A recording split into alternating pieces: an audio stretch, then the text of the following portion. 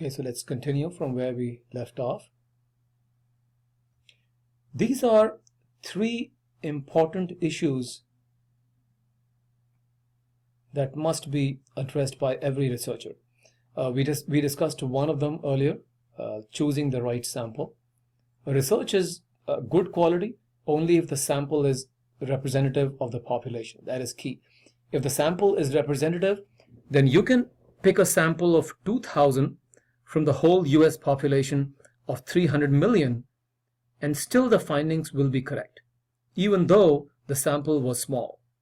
On the other hand, if the sample is not representative, you can have a sample size of a few million and still the findings will not be correct for the study.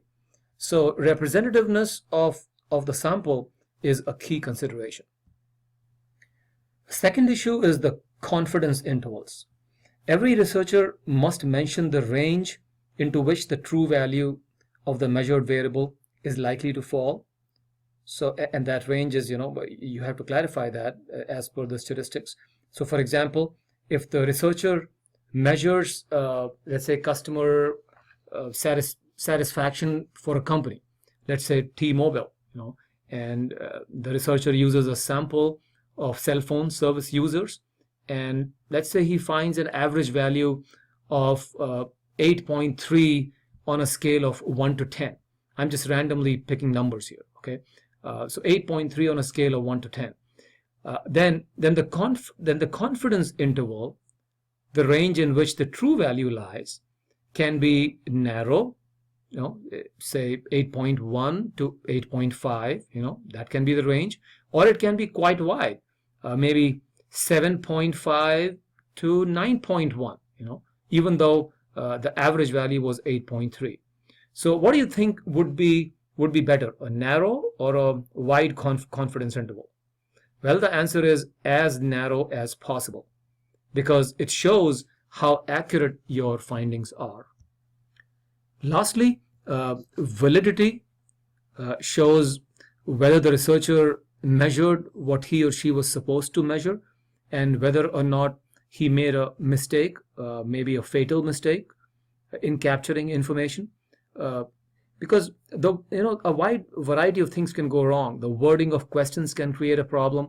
Often people answer wrong, or don't understand a question, or just plain lie sometimes because they don't want to tell the truth to the researcher in front of them.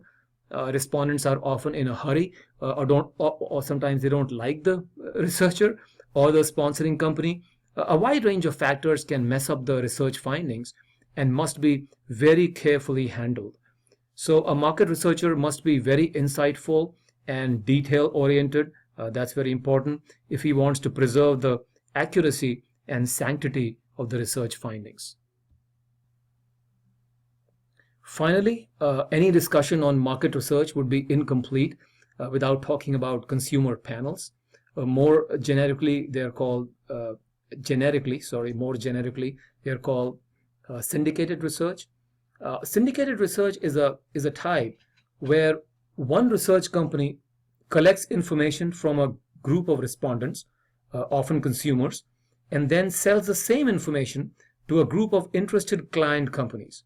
For example, we all buy toothpastes from the market, and there are a large number of brands being sold by a bunch of companies. All of those companies want to find out how much toothpaste was sold in a week or a month, which brand sold more, which brand sold less, what is the market share of each brand, which territories grew the fastest, how many new products came out, etc., etc. So instead of each company collecting its own information and duplicating all the effort, this job is typically done by market research companies. And this information is sold for a subscription fee to all the client companies on a regular basis. So they get a report every week or every month, whatever they opt for, and they pay for that information.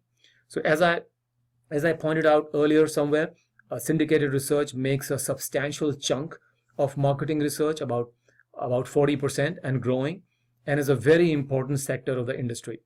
Just to mention, now that we are talking about toothpaste, AC Nielsen, maybe you've heard the name of this company. AC Nielsen is the company that is the leader in the retail industry in this area.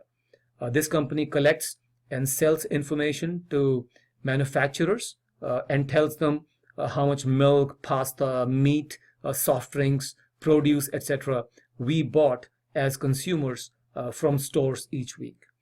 There is a lot of innovation in this area, and a large variety of syndicated services are available in the markets today, and more keep coming all the time. So that is all. Here are some key messages as always, and here are the key terms to pay attention to. So that's all for now. Prepare well for the exam, and I look forward to meeting you on Tuesday. Have a great weekend. Bye for now.